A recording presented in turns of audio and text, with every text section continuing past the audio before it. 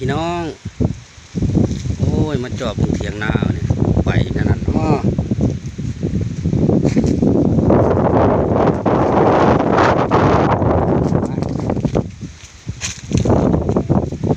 พี่ไปเบิ่งเถียงนามุ่นนักสั้นน้องบาทหลังคาคือไปแล้วบาทลมแห้งพี่น้องเอ้ยออกมาโดนเลยลมลักเอาหลังเถียงไปแล้วโห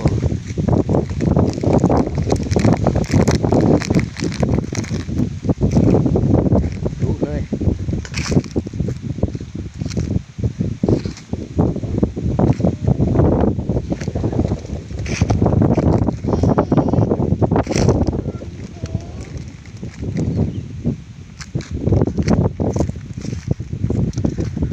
เถียงไว้ว่าท่านอยู่ลุแล้วพังแล้วพี่น้องเอ้ยเห็ดว่าท่านแล้วครับหลังคาลุแล้วพวก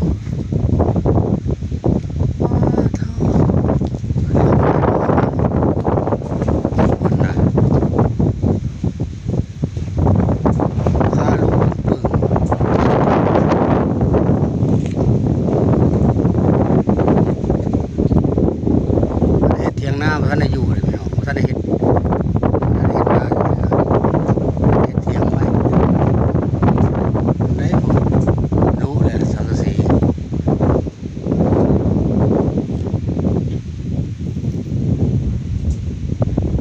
งานยาวแรงงานแรงนี่เลย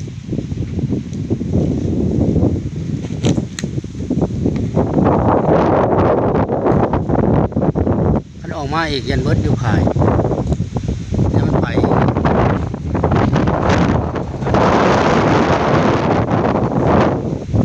ธรรมดาได้ลมแห้ง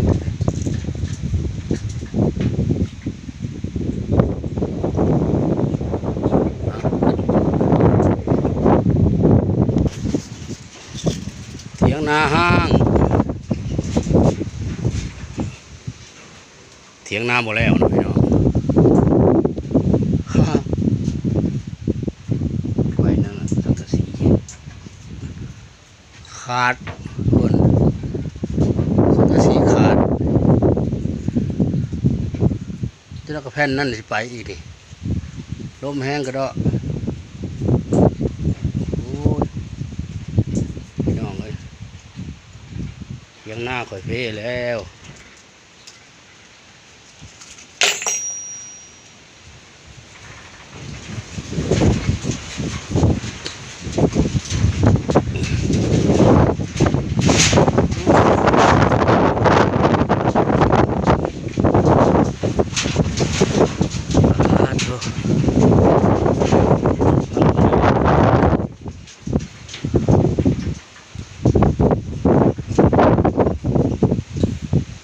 บรรยากาศอยู่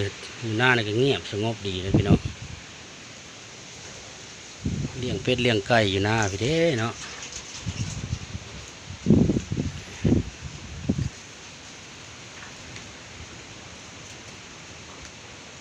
เงียบดี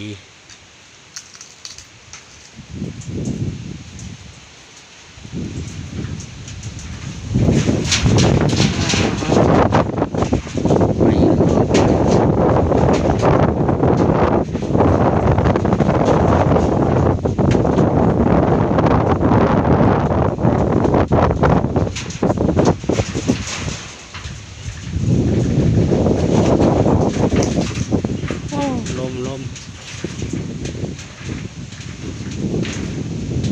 แห้ง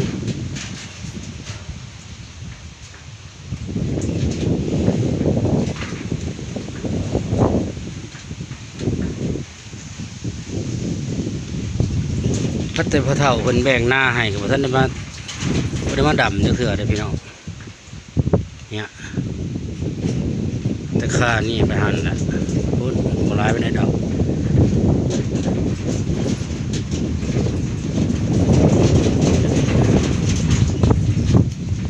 ดำกับบนนมาได้เราขึ้นสิแล้ว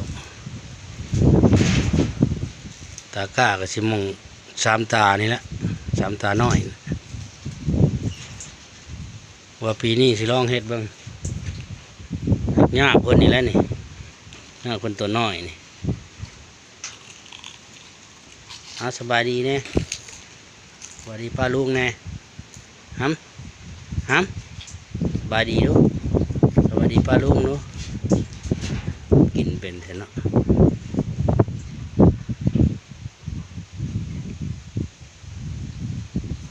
พี่น้องอันนี้คืองามแท้นี่ต้นต้น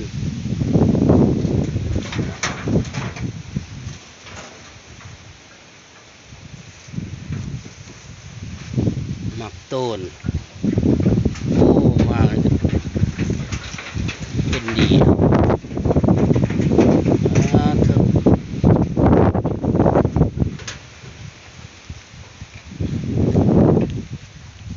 ย้อนมันก็จะกินได้นะพี่น้องหมักโตนหมักโตนหมักฝักหมักโตนโอ้บริโภคน้ำก็งามมันนะยอดมัน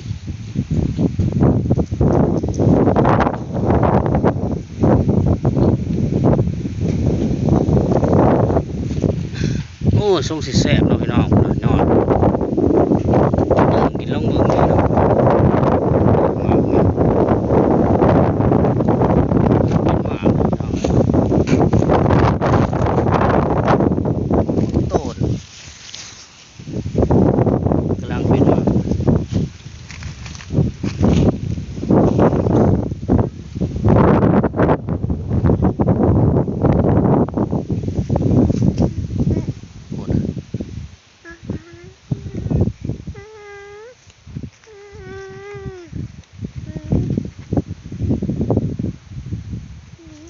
ลบกะลีพุทธะ